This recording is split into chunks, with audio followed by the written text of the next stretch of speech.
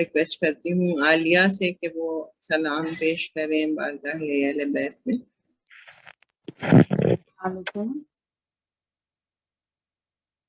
وعلیکم السلام۔ میری آواز آ رہی ہے؟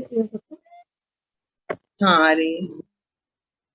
تلوار اللہم صلی علی محمد وآل محمد عجل فرجہ۔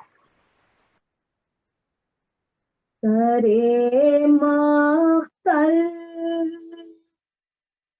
سرے لیزا جو سر شبیر کا ہوگا، سرے مختل سرے نیزا جو سر شبیر کا ہوگا، خدائی میں خدا کی ہر طرف محشر بپا ہوگا، سرے ماخذ کمر تھامے ہوئے شبیر جاتے ہیں وہ مختل میں، کمر تھامے ہوئے شبیر جاتے ہیں وہ مختل میں، علی اکبر کے سینے میں کوئی نیزہ لگا ہوگا، علی اکبر کے سینے میں کوئی نیزہ لگا ہوگا، ہر کسی ہنستے ہوئے بچے پہ جب نظر رہ گئی ہوں گی، کسی ہنستے ہوئے بچے پہ جب نظر رہ گئی ہوں گی، اصغر کا چہرہ ماں کی آنکھوں میں تیرا ہوگا، علی اصغر کا چہرہ ماں کی آنکھوں میں تیرا ہوگا،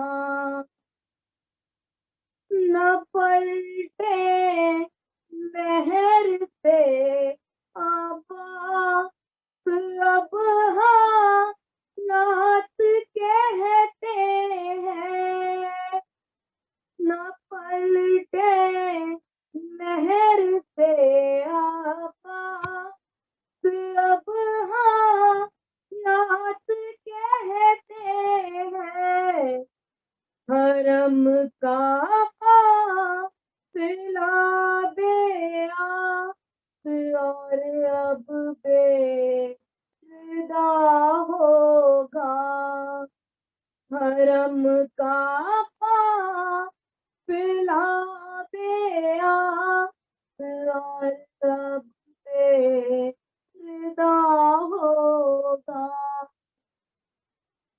تماچے مار جائیں گے یتیماں وہ پتے سرور، تماچے مارے جائیں گے یتیماں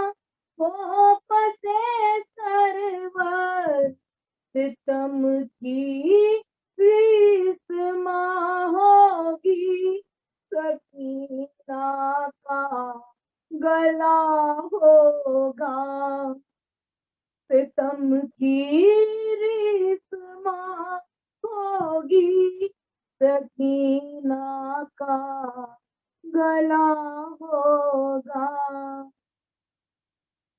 ستم گر جس بہن کے سر سے چادر چھینتے ہوں گے ستم گر جس بہن کے سر سے چادر چھینتے ہوں گے اسے عباس کا بھائی بہت یاد آ گیا ہوگا اسے عباس کا بھائی بہت یاد آ گیا ہوگا درے خیمے پہ بانوں کو صدا دیتے تو ہے سرور درے خیمے پہ بانوں کو صدا دیتے تو ہے سرور ابا جب لاش اصغر سے اٹھے گی تو کیا ہوگا ابا جب لاش اصغر سے اٹھے گی تو کیا ہوگا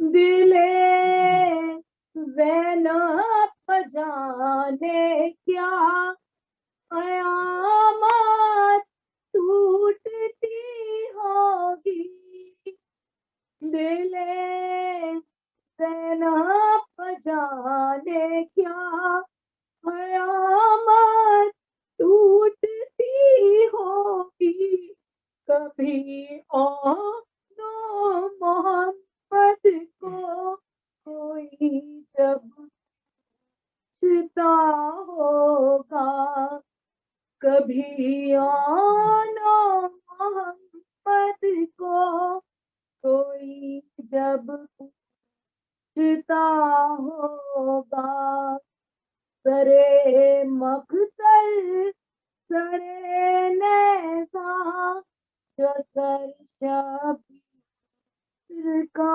ہوگا خدائی میں خدا کی ہر طرف محشر بپا ہوگا سرے تلوار اللہ اللہم صلی اللہ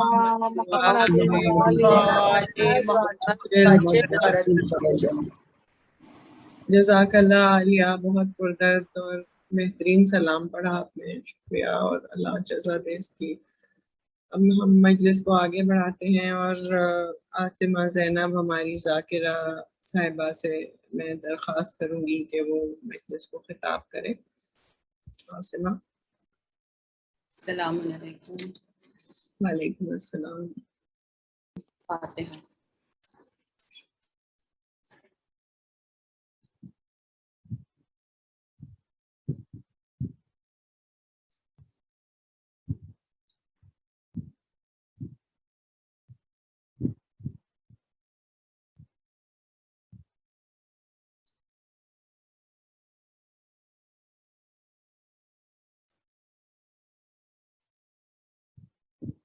اعوذ باللہ السمیع العلیم من الشیطان اللعین الرجیم، بسم اللہ الرحمن الرحیم، الحمد للہ رب العالمین، والصلاة والسلام علی سید الانبیاء والمرسلین، سیدنا و نبینا و شفیع المذنبین ابو القاسم محمد صلوات۔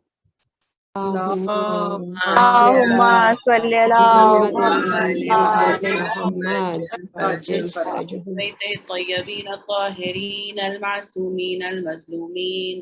أما بعد فقد قال الله تبارك وتعالى في كتابه المبين وهو أصدق الصادقين وقوله الحق. بسم الله الرحمن الرحيم. رب اشرح لي صدري ويسر لي أمري واحلل عقدة من لساني يفقهوا قولي. بسم الله الرحمن الرحيم. يا أيها الناس إنا خلقناكم من ذكر وأنثى وجعلناكم شعوبا وقبائل لتعارفوا إن أكرمكم عند الله أتقاكم. صلوات. اللهم صل صل على على محمد وآل محمد. عزیزان محترم، قرآن کریم کے سورہ حجرات کی اس آیت کی تلاوت کا شرف میں آپ کی خدمت میں حاصل کر رہی ہوں، جس میں اللہ اپنے بندوں کو مخاطب کر کے فرما رہا ہے کہ انسانوں، ہم نے تم کو ایک مرد اور ایک عورت سے پیدا کیا اور اس کے بعد تم کو شعبوں اور قبیلوں میں تقسیم کر دیا تاکہ تم پہچانے جاؤ۔ اللہ کے نزدیک بلند وہ ہے جو صاحب تقوی ہے۔ کل ہم نے اس ذیل میں اس کنیکشن میں یہ سمجھنے کی کوشش کی کہ آخر تقوی ہوتا کیا ہے، تقوی کے معنی کیا ہوتے ہیں، تاکہ ہم بیٹر انڈرسٹینڈ کر پائیں اس آیت کو کہ اس میں خداوند کریم ہم سے چاہتا کیا ہے، اس کی ایکسپیکٹیشنز ہم سے کیا ہیں۔ اپنی بات کو کنکلوڈ کرتے ہوئے تقوی سے ریلیٹڈ ایک واقعہ بیان کرنا چاہتی ہوں تاکہ بات اور بہتر طریقے سے واضح ہو جائے۔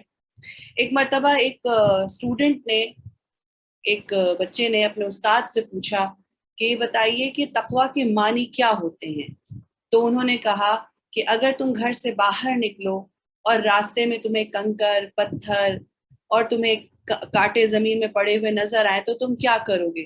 تو اس نے کہا کہ میں اپنے پیروں کو ایسے بچا بچا کے زمین پر رکھوں گا تاکہ میرے پیر میں نہ تو کانٹے چبھے، نہ تو کنکر چبھے، نہ تو پتھر چبھے۔ تو استاد نے فرمایا کہ بس زندگی بھی تم کو اسی طرح گزارنی ہے کہ تم کو اپنے پیر زمین پر اس طرح رکھنے ہیں کہ نہ گناہ کا، نہ برائی کا، نہ غلطی کا کوئی کنکر، کوئی پتھر تمہارے پیر میں چبھنے پائے۔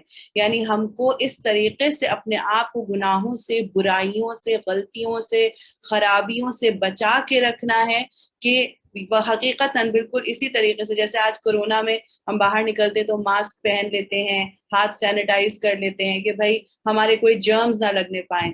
امام نے یہی فرمایا کہ گناہ کی غلاظت کو انسان پہچان نہیں پاتا ہے، سمجھ نہیں پاتا ہے۔ اگر اس کو معلوم ہو جائے کہ گناہ کتنا غلیظ ہے، کتنا گندا ہے، تو جس طرح ہم کرونا سے ڈرتے ہیں اور اس کے وائرس سے خوفزدہ ہوتے ہیں، اسی طرح ہم گناہوں سے خوفزدہ ہوتے ہیں کہ یہ ہمیں کہاں اور کن گندگیوں اور کن غلاظتوں میں لے جائیں گے، اس کا ہمیں اندازہ تک نہیں ہوتا۔ اور جب انسان کو اندازہ ہو جاتا ہے تو پھر وہ اس گناہوں سے اسی طرح دور بھاگتا ہے جیسے آج ہم کرونا وائرس سے دور بھاگتے ہیں۔ صلوات بر محمد وآل محمد۔ اللهم صل على محمد. اب ہم اپنی آیت کی طرف پلٹتے ہیں۔ آیت میں اکثر یہ سمجھا جاتا ہے کہ بلکہ خود اسلام کے ماننے والے تک یہ محسوس کرتے ہیں کہ جیسے اسلام نے مرد اور عورت کے بیچ میں ڈسکرمنیشن رکھا ہو اور عورت اور مرد کے بیچ میں برتری اور کمتری کا ایک احساس ہم محسوس کرتے ہیں۔ لیکن اگر آپ قرآن کو دیکھیں، احادیث کو دیکھیں اور ائمہ کی زندگی کو دیکھیں تو ہمیں معلوم یہ ہوتا ہے کہ یہ ڈسکرمنیشن اللہ کا بنایا ہوا نہیں، بلکہ یہ ڈسکرمنیشن انسانوں کا بنایا ہوا ہے۔ ہم انسانوں نے یہ ڈسکرمنیشنز کریٹ کیے ہیں، ہم انسانوں نے یہ برتری اور یہ کمتری کے سارے پیرامیٹرز بنائے ہیں۔ اللہ کیا کہہ رہا ہے قرآن کی آیت میں کہ ہم نے تم کو ایک مرد اور ایک عورت سے پیدا کیا اور اس کے بعد شعبوں اور قبیلوں میں تقسیم کر دیا تاکہ تم پہچانے جاؤ۔ اللہ نے ہمیں ڈفرینٹ کلرز دیے، ڈفرینٹ فیچرز دیے، کوئی لمبا ہے، کوئی ناٹا ہے، کوئی گورا ہے، کوئی کالا ہے، کوئی جس ملک میں رہتا ہے، آپ دیکھیے آپ پہچان جاتے ہیں کہ یہ کس جگہ کا رہنے والا ہے. آپ صورت دیکھ کے، شکل دیکھ کے آپ اندازہ کر لیتے ہیں کہ بھئی یہ امریکہ کا رہنے والا ہوگا، یہ کوریا کا رہنے والا ہوگا، یہ تھائی لینڈ کی طرف سے آیا ہوا لگتا ہے. ہم فیچرز سے اندازہ کر لیتے ہیں کہ کون کس علاقے کا رہنے والا ہوگا. تو اب ہم برتری کیسے طے کریں؟ ہم کیسے یہ طے کریں گے کہ کوریا والا جاپان والے پہ افضل ہے یا جاپان والا ہندوستان والے پہ افضل ہے؟ کیا صرف فیچرز کی بنیاد پر یہ طے ہوگا؟ رنگ کی بنیاد پر یہ طے ہوگا؟ کیا بنیاد ہوگی؟ کیا پیرامیٹر ہوگا جس پیرامیٹر پہ ہم یہ طے کریں گے کہ کون انسان بلند ہے اور کون انسان پست ہے، کون اللہ کی نظر میں ویلیو رکھتا ہے، کون اللہ کی نظر میں ویلیو نہیں رکھتا ہے؟ کیونکہ دیکھیے اللہ کی تو سبھی مخلوق ہیں. جس اللہ نے مرد کو بنایا اسی اللہ نے عورت کو بھی بنایا. جب ہم کوئی چیز خلق کرتے ہیں، جب ہم کوئی چیز بناتے ہیں، کوئی بھی چیز، آپ یہ تصور کریں مثال کے طور پر آپ نے ایک پینٹنگ بنائی. جب آپ اس پینٹنگ کو دل و جان سے بناتے ہیں، اس کے اندر اپنی تمام تر طاقتوں کو جھونک دیتے ہیں، اپنی کوششوں کو جھونک دیتے ہیں، اس کے بعد آپ کو کیا ہوتا ہے؟ اس کریشن سے اپنی آپ کو محبت ہوتی ہے. آپ کچھ بھی بنائیں، کوئی بھی چیز کریٹ کریں، یہاں تک کہ آپ اولاد کو مان لیں کہ آپ نے کریٹ نہیں کیا لیکن اولاد آپ کے جسم کا ایک حصہ ہے. کیسے ممکن ہے کہ انسان ایک بیٹی اور ایک دوسری بیٹی میں ڈسکریمنیٹ کر دے، ایک بیٹے یا دوسرے بیٹے میں ڈسکریمنیٹ کر دے؟ ماں باپ کے لیے تو دونوں اولادیں برابر ہیں. اسی لیے میں نے لڑکے اور لڑکی کی مثال نہیں لی، کیونکہ وہ ڈسکریمنیشن پایا جاتا ہے. ایک بیٹا اور دوسرا بیٹا کیسے ڈسکریمنیٹ کریں؟ ہماری ان دونوں انگلیوں میں سے کون سی انگلی امپورٹنٹ ہے؟ آپ بتائیے مجھے کہ اگر آپ سے یہ پوچھا جائے کہ آپ کی یہ انگلی کاٹ دی جائے تو آپ کو چلے گا یا یہ انگلی کاٹ دی جائے تو آپ کو چلے گا، کون سی آپ کے لیے لیس امپورٹنٹ ہے؟ تو آپ کیا کہیں گے؟ میرے لیے میری 5-10 انگلیاں امپورٹنٹ ہیں، میں نہیں دے سکتا اپنے ہاتھ کی کوئی انگلی بھی. یہاں تک کہ اگر ہمیں اتنا سا ہماری انگلی کا یہ پارٹ کاٹنے کی بات کی جائے تو ہم تیار نہیں ہوں گے، کیونکہ ہمارے جسم میں عیب پیدا ہو جائے گا. آپ یہ سوچئے کہ کیسے ممکن ہے کہ وہ خدا جس نے مرد کو بھی بنایا، جس نے عورت کو بھی بنایا، وہ ایک کے ساتھ پارشیلٹی کرے، ایک کو زیادہ سمجھے، اس سے زیادہ محبت کرے، اسے زیادہ عطا کرے اور دوسرے کو نہ عطا کرے. یہ جو ڈسکریمنیشن ہوتا ہے دنیا میں، یہ ڈسکریمنیشن لیک آف نالج کی وجہ سے ہوتا ہے، انسیکیورٹیز کی وجہ سے ہوتا ہے، اپرچونسٹ ہونے کی وجہ سے ہوتا ہے، انجسٹس ہونے کی وجہ سے ہوتا ہے. اللہ کے پاس نہ تو نالج کی کمی ہے، اللہ کے پاس نہ تو اپرچونٹی کی کمی ہے، اللہ کے پاس نہ تو جسٹس کی کمی ہے. ان سب میں سے کوئی بھی چیز خدا کے پاس نہیں ہے. ہم اللہ کا کیا بگاڑ سکتے ہیں؟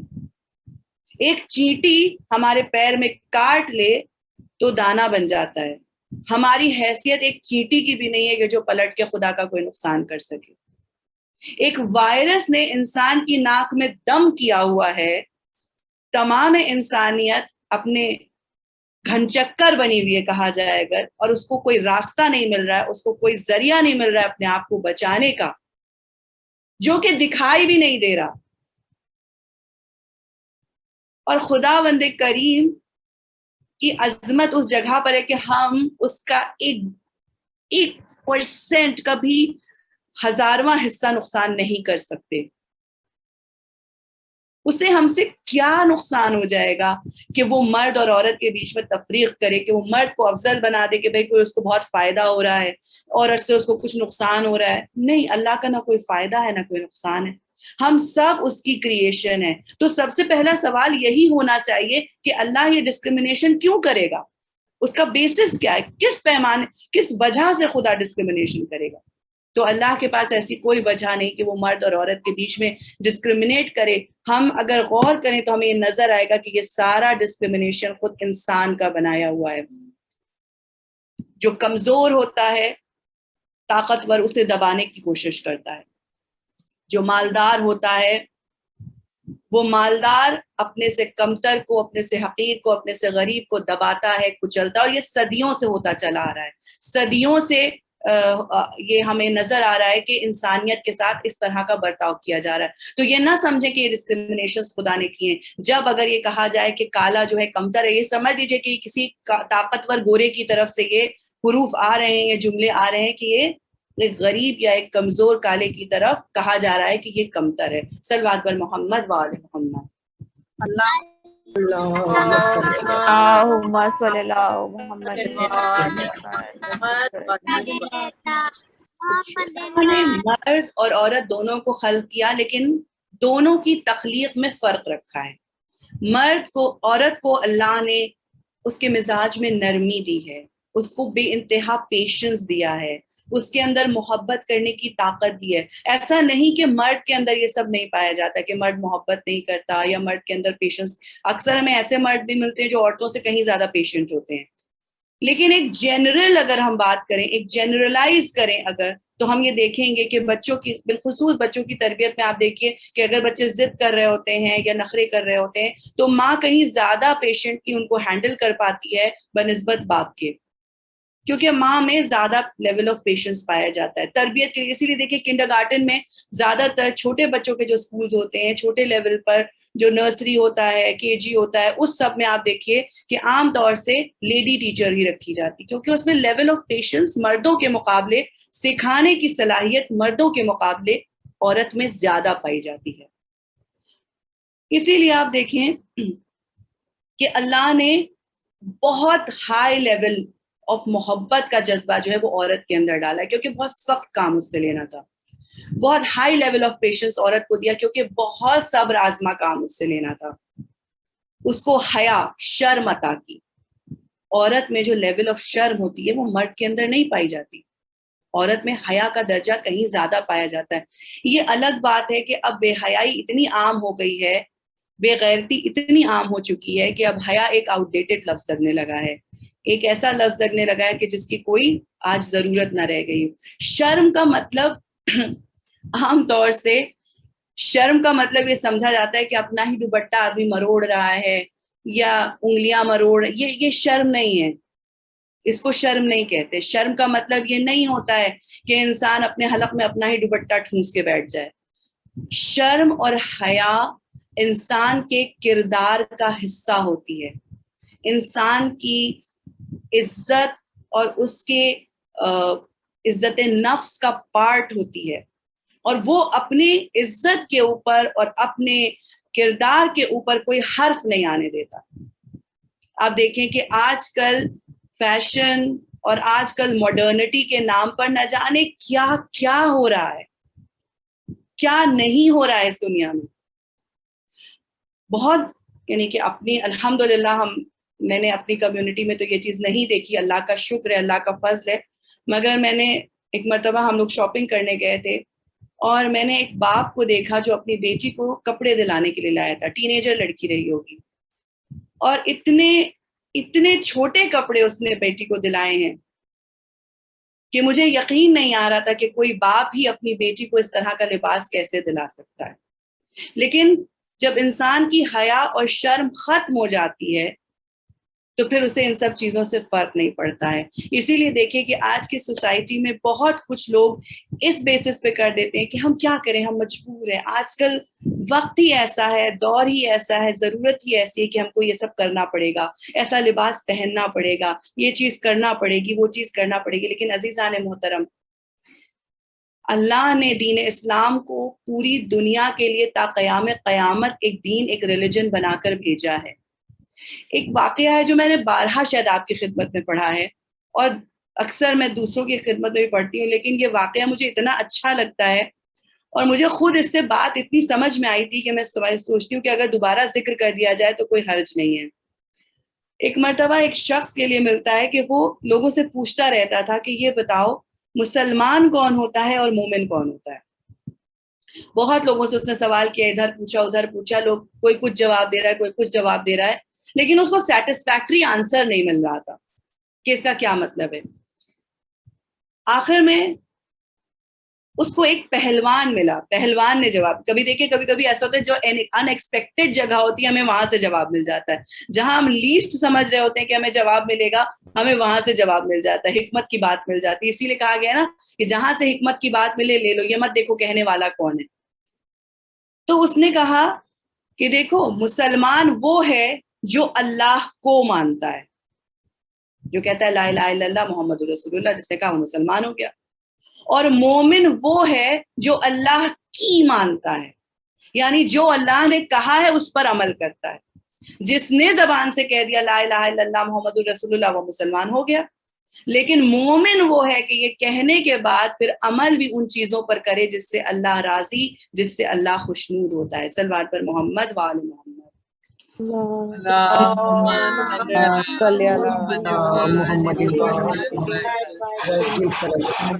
یہ اتنی تمہید پالنے کا مقصد یہ تھا کہ میں نے کل بھی کہا تھا کہ ہر دور کی اپنی مشکلات، ہر دور کی اپنی پریشانیاں ہوتی ہیں. کربلا کی خواتین کی اپنی مشکلات تھیں، اپنی پریشانیاں تھیں، اپنی پرابلمز تھیں، لیکن ان پرابلمز کو، ان پریشانیوں کو انہوں نے اوور کم کیا. انہوں نے اپنی رسپانسبلٹیز کو سمجھا، اپنی رسپانسبلٹیز کو جانا. جیسا کہ میں نے پہلے بھی بتایا کہ کوئی بھی خاتون کربلا میں فورس کے ساتھ نہیں لائی گئی، کسی کو زبردستی کربلا نہیں لایا گیا. سب کے سب اپنی مرضی، اپنی خواہش اور اپنی پسند سے کربلا کے میدان میں آئے تھے قربانی دینے کے لیے. کوئی بھی خاتون کو زبردستی نہیں لایا گیا تھا. اور آج میں جن 3 خواتین کا ذکر کرنا چاہ رہی، خواتین کیا کہوں، 3 بچیوں کا ذکر کرنا چاہ رہی ہوں کہ جنہوں نے امام حسین علیہ الصلوۃ والسلام کے مشن میں اور ان کے کام میں ان کا جس طرح ساتھ دیا وہ تا قیام قیامت باقی رہنے والا ہے. ایک آپ کی بیٹی جناب سکینہ، دوسری جناب فاطمہ صغریٰ، تیسری جناب فاطمہ کبریٰ سلام اللہ علیہ. صلوات پر محمد وآل محمد. اللہم صلی علی محمد محمد.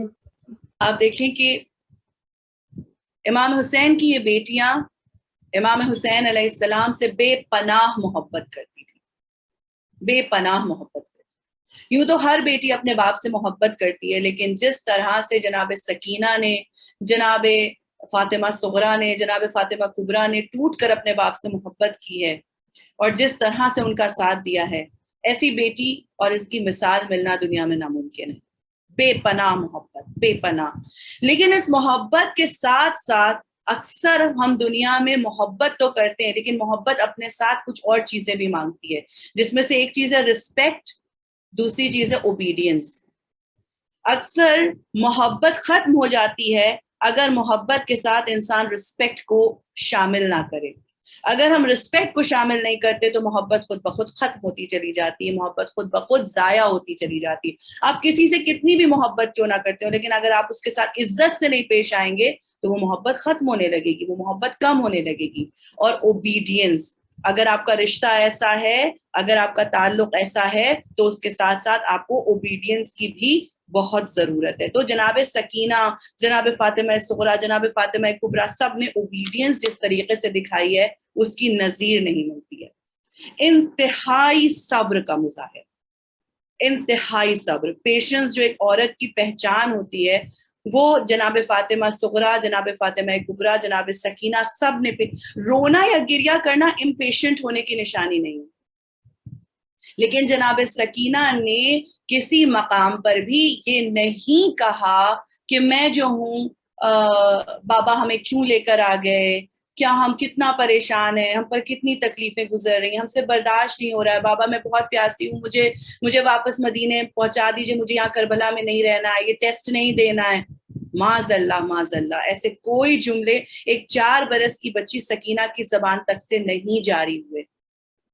تو جناب فاطمہ کبریٰ کی زبان سے کیسے جاری ہو سکتے تھے کہ آپ سب نے، جناب فاطمہ صغریٰ کو امام حسین چھوڑ کر آئے، آپ نے ریکویسٹ کی سب سے کہ ہمیں جانا ہے، میں چلنا چاہتی ہوں، مجھے بھی لے کے چلیے. لیکن وہ چیز ضد کی حد پہ نہیں گئی، ڈس اوبیڈینس کی طرف نہیں گئی، جو آج کل ہماری بہت بڑی پرابلم ہے، جس کی طرف میں اشارہ کرنا چاہتی ہوں کہ آج کل کی ایک بڑی مصیبت جو ہے وہ جنریشن گیپ ہے. بہت بڑی مصیبت ہے. بچوں کا نقطۂ نظر، بچوں کا پوائنٹ آف ویو بڑے نہیں سمجھ پاتے اور بڑوں کا پوائنٹ آف ویو چھوٹے بچے نہیں سمجھ پاتے، اور دونوں کو یہ لگتا ہے کہ سامنے والا غلط ہے. بچے یہ سمجھتے ہیں کہ ماں باپ پرانے زمانے کے ہو چکے ہیں، انہیں کچھ خبر ہی نہیں کہ ہونا کیا چاہیے، کرنا کیا چاہیے. اور ماں باپ یہ سمجھتے ہیں کہ بچوں کے پاس کوئی ایکسپیرینس ہی نہیں، کوئی سمجھ ہی نہیں کہ کیا کرنا چاہیے، یہ کیا جانے کہ آگے کیا کرنا.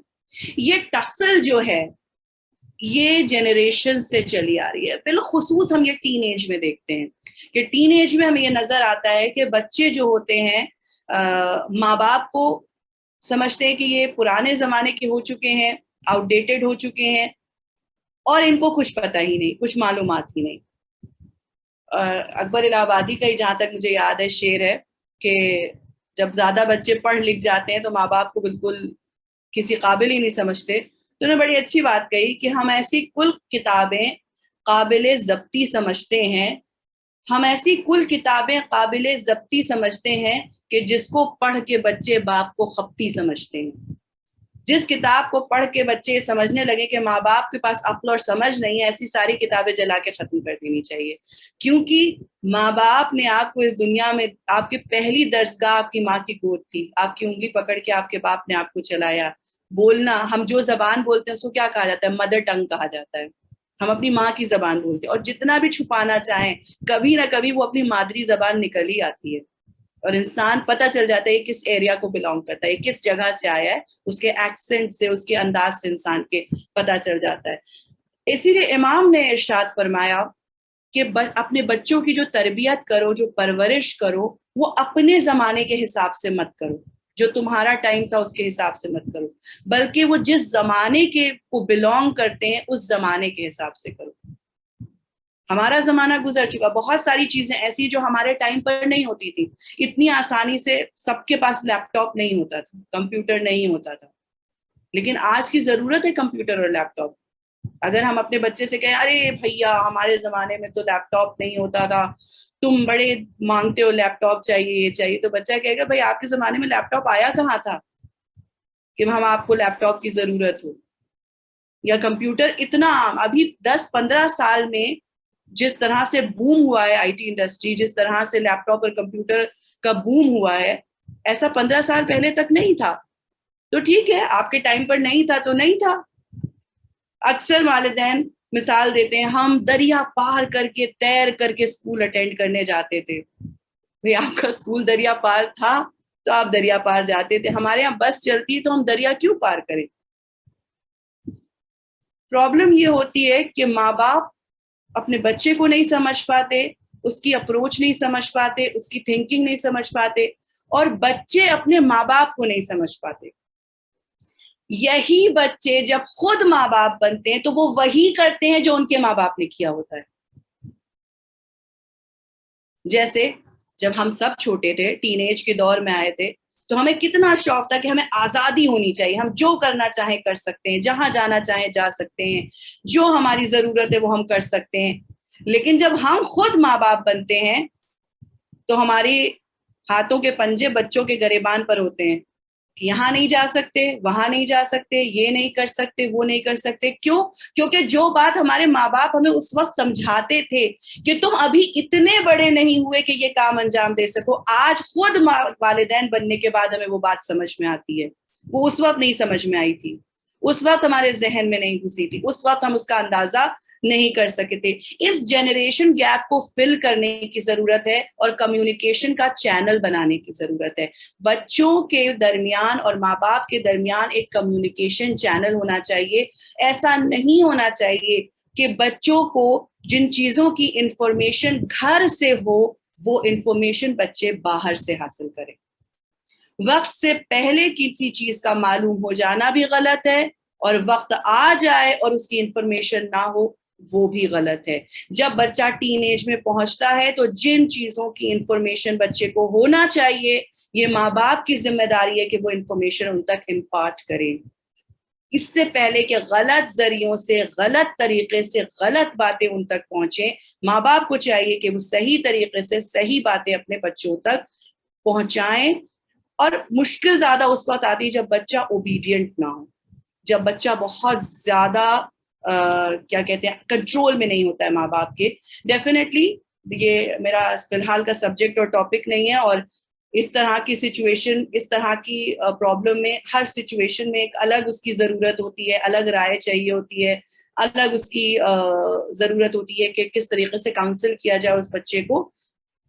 ایک چیز اور بس میں کہہ کے اپنی بات کو ختم کرنا چاہوں گی اور پھر میں واپس جناب سکینہ کے کردار پہ آؤں گی اور بس بات کو ختم کر دوں گی، میں چند منٹ لوں گی. ایک امپورٹنٹ چیز جو ہے جو ماں باپ کرتے ہیں جس سے بچے انتہائی اریٹیٹ اور پریشان ہوتے ہیں، کیونکہ میں خود بچوں کے درمیان رہی ہوں، میرے اپنے بچے ہیں، تو مجھے اس بات کا اندازہ ہے، کبھی بھی دو بچوں کو کمپیئر مت کرو، نہ تو باہر کے بچوں سے اور نہ اپنے بچوں میں. بہت ہی افسوسناک انسیڈنٹ میرے جاننے میں ہوا ہے، میں نام نہیں لے سکتی کہ کہاں کدھر کیا، ہو سکتا ہے کہ نیوز پیپر وغیرہ میں آپ لوگوں نے پڑھا ہو. بہت ہی میرے نزدیک کا واقعہ ہے کہ ایک فیملی میں بہن پڑھنے میں بہت اچھی تھی، ٹاپر تھی، اور جو بیٹا تھا وہ پڑھنے میں تھوڑا کمزور تھا، اتنا زیادہ شارپ نہیں تھا، خراب نہیں تھا پڑھنے میں لیکن بہن کی طرح شارپ نہیں تھا. اور ماں باپ کانسٹنٹلی اس کو بہن کی مثال دیا کرتے تھے کہ دیکھو تمہاری بہن کتنی اچھی ہے پڑھنے میں، وہ کتنے اچھے سے کرتی، تمہارے مارکس نہیں آتے اتنے زیادہ. کانسٹنٹ جو ایک ہوتا ہے ماں باپ کی طرف سے تھا. آخر میں بیٹا اتنا عاجز ہوا کہ اس نے اپنے گھر کی بالکنی سے چھلانگ لگا کر اور اپنی زندگی کو ختم کر لیا. اتنا مینٹل پریشر اپنے بچوں کو دینا، یہ کہاں کا کی عقل مندی ہے، یہ کہاں کی سمجھداری ہے. کبھی دو بچوں کو کمپیئر نہ کریں. خداوند کریم نے الگ الگ خوبیوں کے ساتھ الگ الگ انسانوں کو پیدا کیا، ایون اپنے بچوں کو نہ کریں. ایک اور چھوٹا سا واقعہ اور آپ کی خدمتوں میں آپ کی زحمتوں کو تمام کیا. ایک بہت ہی نامور شخصیت طاہا حسین صاحب کی، جنہوں نے کافی کتابیں وغیرہ بھی لکھی ہیں، نابینا تھے یعنی بلائنڈ تھے. جب وہ چھوٹے تھے تو لوگ، ان کے اور کئی بھائی تھے، تو لوگ ان پہ بڑا ترس کھایا کرتے تھے، ان کے والدین کے اوپر بھی، کہ ارے بیچارے اس کی کیا زندگی ہوگی، کیا کرے گا. اور عام طور سے جو ہم لوگوں کا طریقہ ہوتا ہے کہ جو کچھ نہیں کر پاتا ہے، جو لائف میں کچھ نہیں کر پاتا، اس کو ہم کیا کہتے ہیں، ارے اس کو مولانا بنا دو، ارے اس کو قم بھیج دو، ارے اس کو تھوڑا قرآن پڑھا دو. تو مطلب جو گھر کا سب سے بیکار بچہ ہوتا ہے اس سے کہا جاتا ہے اس کو قرآن پڑھا دو، اس کو مولانا بنا دو. جبکہ جو سب سے برائٹ بچہ ہو اس کو قرآن پڑھانا چاہیے، کیونکہ وہ قرآن کے اسرار و رموز کو سمجھ سکتا ہے، وہ احادیث کے اندر چھپی ہوئی باتوں کو سمجھ سکتا ہے. لیکن سم ہاؤ ہماری ٹریجڈی یہ ہے. تو انہوں نے سنا، انہوں نے اپنی زندگی میں بہت اسٹرگل کیا اور اس کے بعد بہت محنت اور بہت کوششوں سے بہت تعلیم حاصل کی. آج وہ وہاں تک پہنچ چکے ہیں جہاں تک ان کے بھائی آنکھ کان ناک سلامت ہونے کے بعد نہیں پہنچ سکے.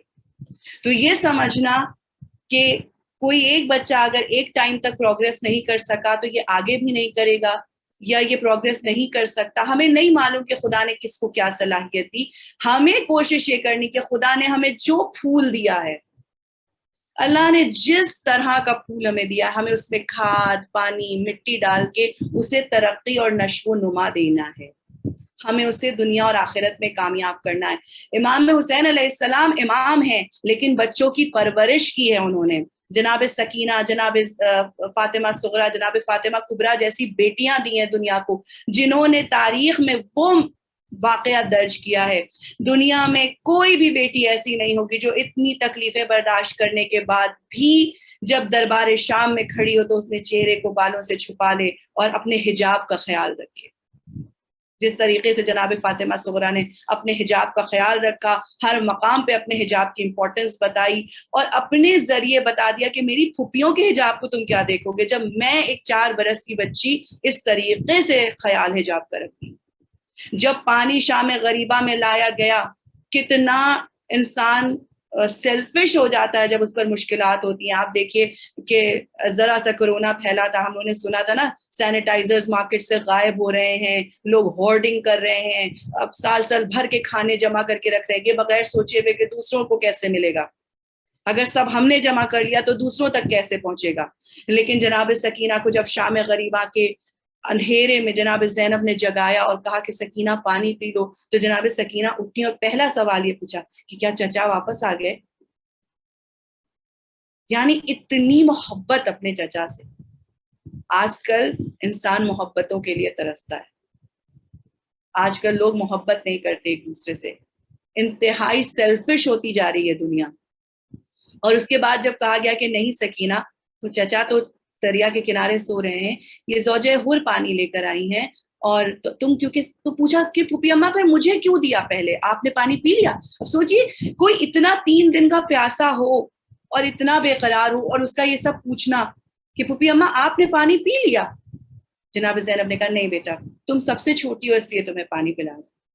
جناب سکینہ نے کوزہ ہاتھ میں لیا اور کربلا کا رخ کیا اور فرمایا, جب جناب زینب نے پوچھا کہ میرے لال کہاں جا رہی ہو, میری بچی کہاں جا رہی ہو, تو جناب سکینہ نے فرمایا پھوپھی اماں میرا بھیا علی اصغر تو مجھ سے بھی زیادہ چھوٹا ہے. یعنی اتنا سیکریفائسنگ نیچر ہونا کسی کا, اپنے دل کی گہرائیوں سے اس طرح محسوس کرنا, یہ ایک تو انسان کی اپنی کوالٹی بھی ہوتی ہے اور یہ ماں باپ کی تربیت بھی ہوتی ہے. جناب فاطمہ صغریٰ, جناب فاطمہ کبریٰ, آپس میں بہنوں کا رشتہ کیا ہونا چاہیے, آپس میں بہنوں کو کس طرح رہنا چاہیے, یہ ہمیں سکھایا. آج ہم اپنی بہنوں سے چھوٹی چھوٹی باتوں پہ ناراض ہو جاتے ہیں, رشتے توڑ لیتے ہیں, تعلقات توڑ لیتے ہیں. اور آپ سوچئے ذرا سا زمین جائیداد کا معاملہ آ جائے, ذرا سا کوئی بھی اس طرح کی چیز درمیان میں مٹیریلسٹک آ جائے, رشتے ختم ہو جاتے ہیں, لوگ اس کے پیچھے پاگل اور دیوانے ہو جاتے ہیں.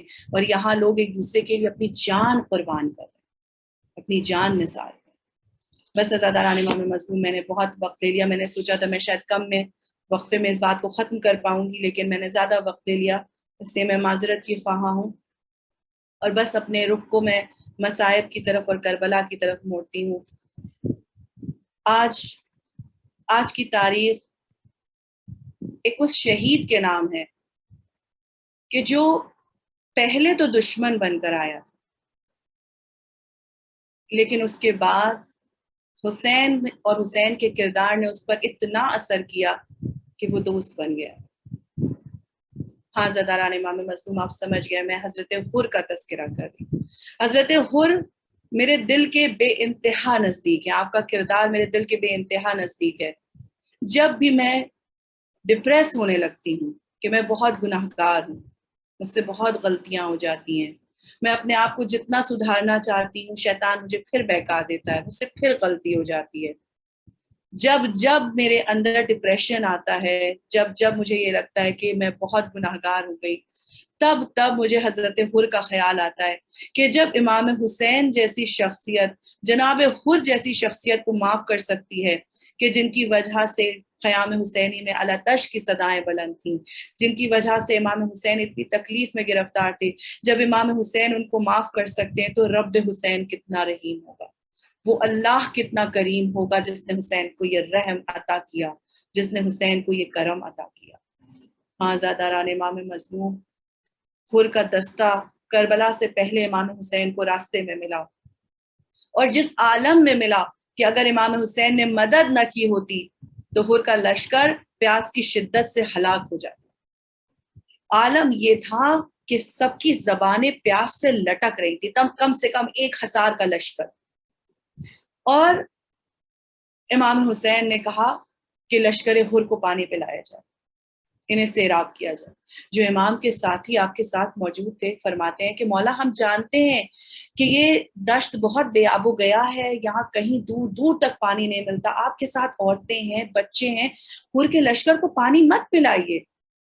امام فرماتے ہیں ہماری ضرورت کل کی ہے, ان کی ضرورت آج کی ہے, ہم کیسے اپنی کل کی ضرورت ان کی آج کی ضرورت پر مقدم کر دیں. ان کو پانی پلایا جائے.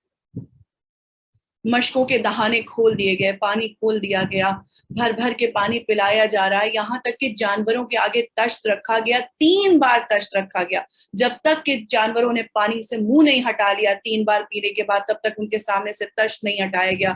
ایک شخص کہتا ہے میں اتنا پیاسا تھا کہ گھبراہٹ کے عالم میں مشک کا دہانہ اپنے منہ تک نہیں لے جا پا رہا تھا. میں کوشش کر رہا تھا لیکن میرے ہاتھ اتنے کانپ رہے تھے کہ میں پانی پی نہیں پا رہا تھا. حسین اپنی جگہ سے اٹھے, اور اپنی جگہ سے اٹھنے کے بعد مشک کے دہانے کو درست کیا, مشک کا دہانہ میرے منہ سے لگا دیا اور میں نے پانی پی لیا.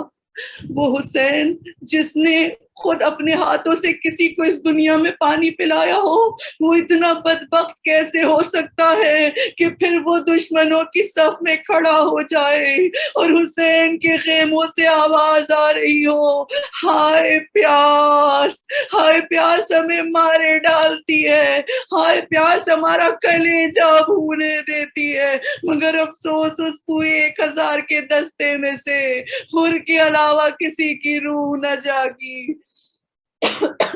آزاداران امام مظلوم رات بھر حضرت حر ٹہلتے رہے، ایک طرف جنت ہے ایک طرف جہنم ہے، بے قراری کا عالم ہے، سمجھ نہیں پا رہے کہ جنت کی طرف جاؤں یا جہنم کی طرف جاؤں، کیا کروں، بے قرار۔ لیکن ایک مرتبہ جب صبح کا سورج نمودار ہوا تو حر کے لیے دنیا میں ایک نئی صبح لے کر آیا۔ حضرت حر نے اپنے گھوڑے کو ایڑ دی، اپنے بیٹے کو آواز دی، غلام کو آواز دی کہ میں چلا حسین کی طرف، میں جہنم میں نہیں جا سکتا، میں جنتوں کے والی و وارث کی طرف جا رہا ہوں۔ گھوڑے کو ایڑ دی اور امام حسین کے خیمے کی طرف روانہ ہو گئے۔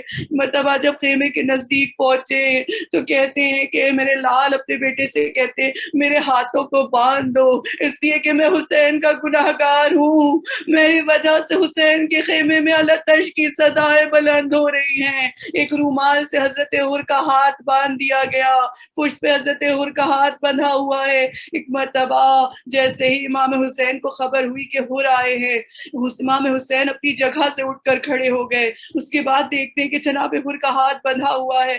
امام کہتے ہیں ہائے حر کیا کیا تم نے؟ ان جناب حر کا ہاتھ کھول دیا، سینے سے لگا لیا۔ فرماتے ہیں حر جب دشمن بن کے آئے تھے تو حسین نے تم کو پانی پلایا تھا، مگر اے حر آج ہمارے خیمے میں قطرے آب نہیں کہ ہم تمہاری ضیافت کر سکے۔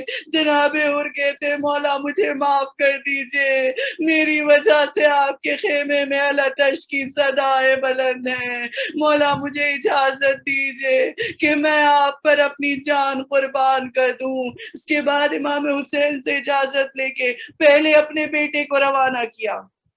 آپ کو معلوم ہے امام حسین سے کہا کہ میں چاہتا ہوں کہ میرا بیٹا خاک اور خون میں غلطہ ہو اور میں اس کا صدمہ اٹھاؤں تاکہ میرے گناہوں کا کچھ ازالہ ہو جائے۔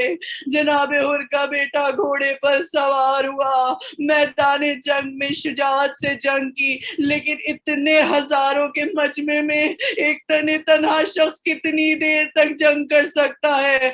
آخر میں حضرت حر کا بیٹا زمین پر آیا، آواز دی بابا میری مدد کے لیے آئیے۔ جیسے ہی بیٹے کی آواز آئی جناب حر بے قرار ہو کے دوڑے میدان کی طرف۔ امام حسین نے سینے پہ ہاتھ رکھ کے پیچھے کر دیا۔ حر کیا کوئی باپ بھی جوان بیٹے کی لاش اٹھاتا ہے؟ حسین موجود ہے، حسین زندہ ہے، حسین تمہارے بیٹے کی لاش اٹھا کر لائے گا۔ ایک مرتبہ گھوڑے کو ایڑ دی، میدان میں پہنچے۔ ابھی امام حسین کی قوت اور طاقت کا اندازہ کیجئے کہ امام حسین گھوڑے سے اترے نہیں بلکہ جھک کے جناب حر کے بیٹے کے کمر میں ہاتھ دے کے لاشے کو اٹھا لیا اور اپنے گھوڑے پر رکھ لیا۔ مگر ہائے جب علی اکبر نے آواز دی یا بتا علیکم من السلام، اے بابا میرا آخری سلام قبول کیجئے، تو حسین کربلا کے میدان میں ٹھوکریں کھا رہے تھے۔ اے میرے لال علی اکبر آواز تو کدھر ہو تم؟ تمہارے بابا کو دکھائی نہیں دے رہا، تمہارے بابا کو کچھ نظر نہیں آ رہا۔ الا لعنت اللہ قوم الظالمین وسیعلم الذین ظلموا ای منقلب ینقلبون۔ بار الہ ہماری اس مختصر سی عزا کو قبول فرما لے۔ بار الہ ہمارے آنسوؤں کو رومال جناب فاطمہ زہرا سلام اللہ علیہا میں جگہ عنایت فرما دے۔ بار الہ جو بیمار ہے ان کو شفائے کاملہ عطا کر دے، جو بے اولاد ہیں ان کو صاحب اولاد کر دے، جو بے روزگار ہیں انہیں روزگار عطا کر دے۔ پروردگار عالم تمام آج ہم لوگوں نے بچوں کے سلسلے میں ذکر کی، ہمارے بچوں کو ہدایت کے راستے پہ ثابت قدم رکھ۔ بار الہ انہیں امام وقت کا سپاہی بننے کی توفیق عنایت فرما، ہمارے وقت کے امام کی حفاظت فرما اور ہم کو ان کے اعوان اور انصار میں شمار فرما اور ان کی جلد از جلد انہیں حکم ظہور عنایت فرما. پروردگار عالم تو ویسا ہی رب ہے جیسا ہم چاہتے ہیں, ہمیں ویسا بندہ بنا دے جیسا تو چاہتا ہے. ربنا تقبل منا انک انت السمیع العلیم. ماتم حسین.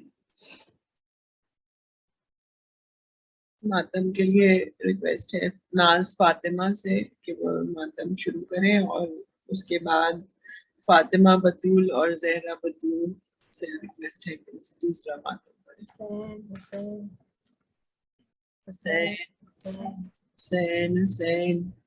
نور و ارادہ بدل نہیں سکتا, اور ارادہ بدل نہیں سکتا, دشت باطل سے ٹل نہیں سکتا, اور ارادہ بدل نہیں سکتا.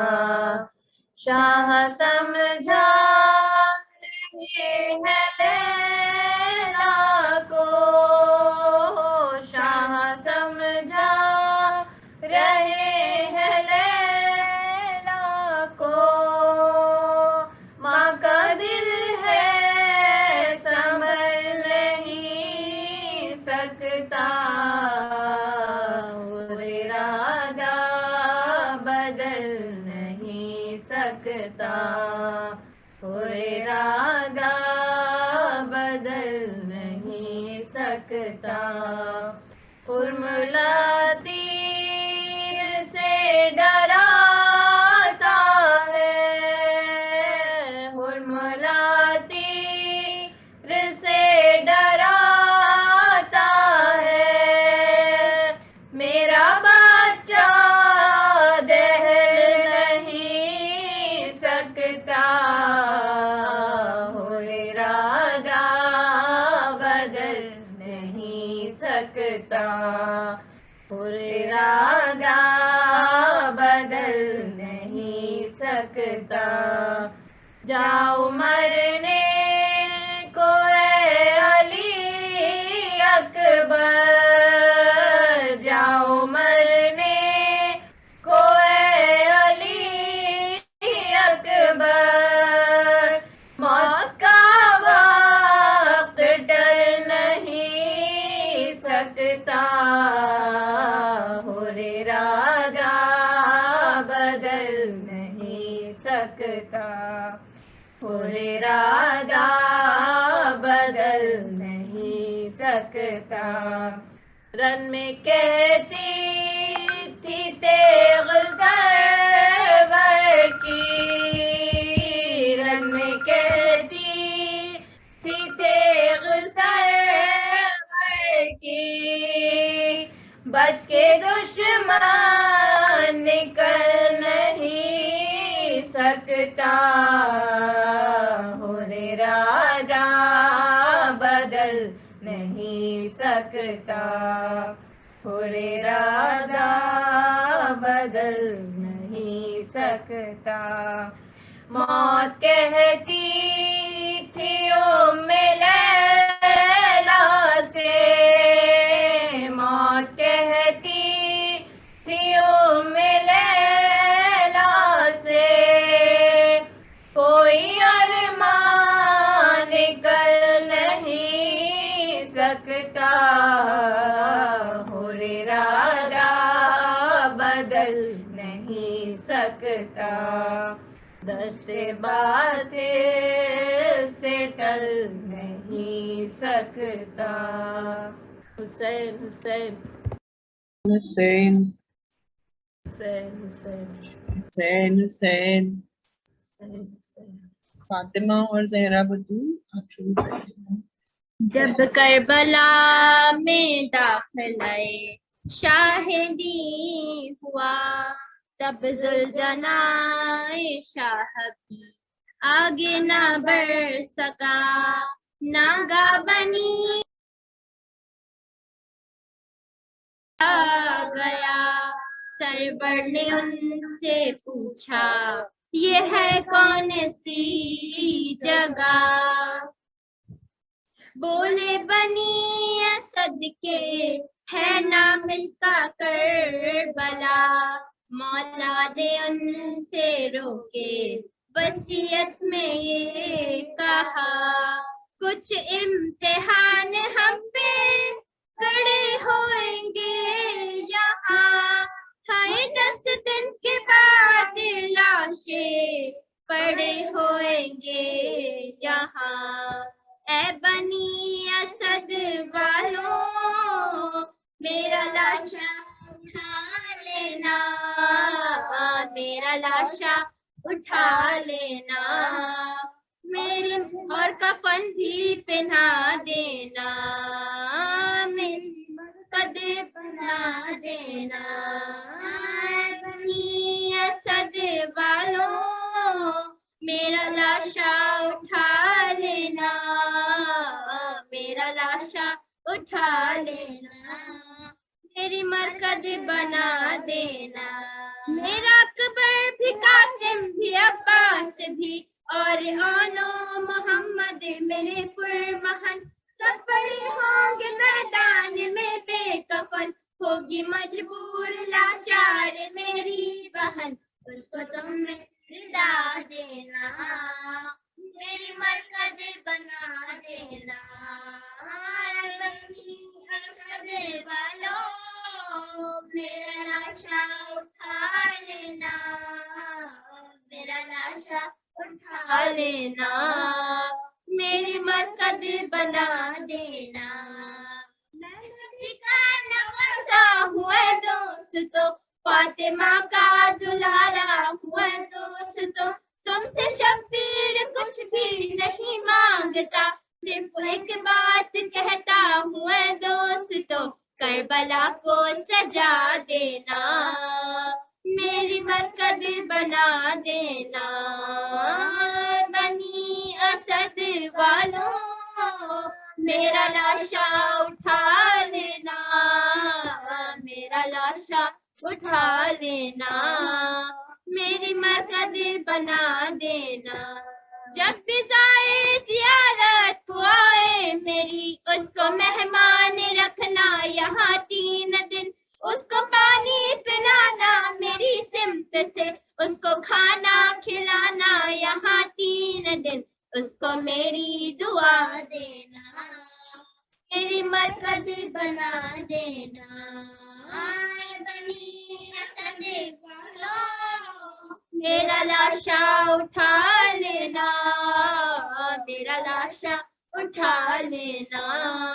میری مرکز بنا دینا، عصر کو تن سے سر ہوگا میرا جدا، میری حرمت کریں گے نہ اہل سکر، دشمنی میں وہ حد سے گزر جائیں گے، گھوڑ دوڑائیں گے وہ میری لاش پر، میرا لاشا بچا لینا، میری مرکز بنا دینا، بنی اسد والوں میرا لاشا اٹھا لینا، میرا لاشا اٹھا لینا، میری مرکز بنا دینا، پھر اسد کے قبیلے کے بچوں سے بھی اس طرح میرا مولا مخاطب ہوا، اپنی مٹھی میں مٹی اٹھا کر دمی، ہو سکے تو میری لاش پر ڈالنا، میری ماں سے دعا لینا، میری مرکز بنا دینا، بنی اسد والوں میرا لاشا اٹھا لینا، میرا لاشا اٹھا لینا، میری مرکز بنا دینا، دیکھنا تم کہ کچھ وقت گزرے گا جب اور روزے ہمارے بنیں گے یہاں، نام تو اس جگہ کا ہے کربو والا، کل اسے سب پکاریں گے رش کے جنا، تم بھی جنت کو پا لینا، میری مرکز بنا دینا، بنی اسد والوں میرا لاشا اٹھا لینا، میرا لاشا اٹھا لینا، میری مرکز بنا دینا، मैं कहाँ जाऊंगा बेकसो बेवतन, सब कहेंगे मुझे शाह तशना दहन। रन में तीरों का होगा मेरा पैरहन, खाके करबो बला होगी मेरा कफन। सबको खाके शिफा देना, मेरी मरकद बना देना। बनी असद वालों मेरा लाशा उठा लेना, मेरा लाशा उठा लेना, मेरी मरकद बना देना। अभी आशूर को आता है सब कबीला असद का नजर, शाहिदी की वसीयत उन्हें याद है। अभी माजिद कहते हैं बोलो अगर, शह का लाशा उठा लेना, शह की मरकद बना देना। बनी असद वालों मेरा लाशा उठा लेना, मेरा लाशा उठा लेना, मेरी मरकद बना देना। या हुसैन, या हुसैन, या हुसैन, या हुसैन, या हुसैन, या हुसैन, या हुसैन। या हुसैन। गुलनाज से रिक्वेस्ट है, गुलनाज साहिबा आप जियारत पढ़ा दीजिए। मुतवज्जे ज़ियारत। अस्सलामु अलैका या रसूल अल्लाह, अस्सलामु अलैका या नबी अल्लाह, अस्सलामु अलैका या हबीब अल्लाह, अस्सलामु अलैका या मुहम्मद इब्न अब्दुल्लाह सल्लल्लाहु अलैहि व आलिहि वसल्लम। अस्सलामु अलैकुम व रहमतुल्लाहि व बरकातुहू। अस्सलामु अलैका या अबा अब्दुल्लाह, अस्सलामु अलैका या इब्न रसूलिल्लाह, अस्सलामु अलैका या इब्न अली मुर्तदा, अस्सलामु अलैका या इब्न फातिमा ज़हरा सय्यदतुन निसाइल आलमीन, अस्सलामु अला अल-हुसैन जमीअन, अस्सलामु अला अल-हुसैन व अला अली इब्न अल-हुसैन وعلى أولاد الحسين وعلى أصحاب الحسين، خصوصا سيدي ومولاي أبو الفضل العباس وأختك زينب وأم كلثوم. السلام عليك جميعا شهداء وأسراء كربلاء، السلام عليكم ورحمة الله وبركاته. السلام عليك يا غريب الغرباء، السلام عليك يا معين الضعفاء والفقراء، السلام عليك يا شمس الشموس، السلام عليك يا أنيس النفوس، السلام عليك يا أيها المدفون بأرض الطوس، السلام عليك يا مغيث الشيعة وزوار في يوم الجزاء، السلام عليكم ورحمة الله وبركاته. السلام عليك يا صاحب العصر والزمان، الأمان الأمان الأمان من فتنة الزمان. السلام عليك يا خليفة الرحمن، السلام عليك يا إمام الإنس والجان، السلام عليك يا إمام زماننا هذا، أجل الله تعالى فرجك وسهل الله تعالى مخرجك وظهورك. السلام عليكم ورحمة الله وبركاته. دعا برائے سلامتی امام زمانہ. بسم الله الرحمن الرحيم. اللهم كن لوليك الحجة ابن الحسن صلواتك عليه وعلى آبائه في هذه الساعة وفي كل ساعة وليا وحافظا وقائدا وناصرا ودليلا وعينا، حتى تسكنه أرضك توعا وتمتعه فيها طويلا برحمتك يا أرحم الراحمين. اللهم صل على محمد وآل محمد. اللهم صل على محمد وآل محمد وعجل فرجهم. اللهم صل على محمد وآل محمد. بحر ارواح انبیاء خدا، بحر ارواح اولیاء خدا، بحر ارواح چہاردہ معصوم، بحر ارواح سید مظلوم، یا الہی کریں امام ظہور کے محبوں کے ہوئے دل مسرور، ظلم اور کفر سے جہاں ہو پاک، ایک مذہب ہو قاف سے تا قاف، علماء دین کے رہیں خرسند، رتبہ علم ہو ہمیشہ بلند، دینداروں کے سب ادا ہوں دین، جو کہ ہوں رنج میں وہ پائیں چین، جو کہ زیارت کے غم میں ہیں دلگیر، جلد دیکھیں وہ روضہ شبیر، خاص کر جو ہیں حاجی و زوار، رہیں امن و امان میں لیل و نہار، لا ولد جو ہیں دے انہیں فرزند، ہوئے پیدا خلف سعادت مند، جن کے فرزند ہوئے ناکارہ، ان کو کر نیک ہونا آوارہ، حاجتیں مومنوں کی بر آئیں، جو کہ بیمار ہوں شفا پائیں، قید سے ہو خلاص زندانی، رہے غلے کی بھی فراوانی، بخش ہر ایک کے باپ اور ماں کو، عفو کر مومنوں کے عیسیٰ کو، خاص کر جو ہیں حاضر محفل، کھول دے ان کے عقدۂ مشکل، ہے جو بانی ازا کی محفل کا، اس کا برائے مدعا دل کا، ہو ترقی میں عمر و دولت و جاہ، حاجت ان کی برائے خاطر کا، فاتحہ پڑھ لو دوستان رسول، تاکہ سب کی دعا ہو قبول، اللہم صلی علی محمد و آل محمد۔